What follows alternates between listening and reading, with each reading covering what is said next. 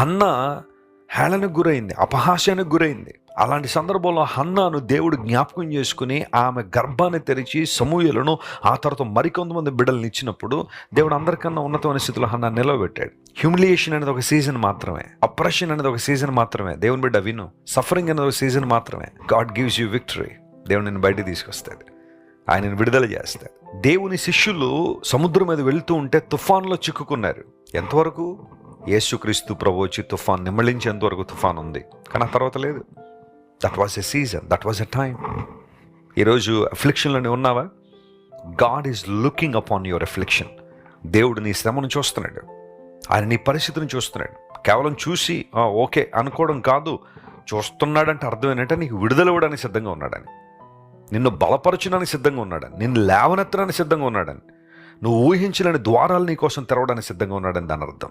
ఆయన వైపు చూడగలవా?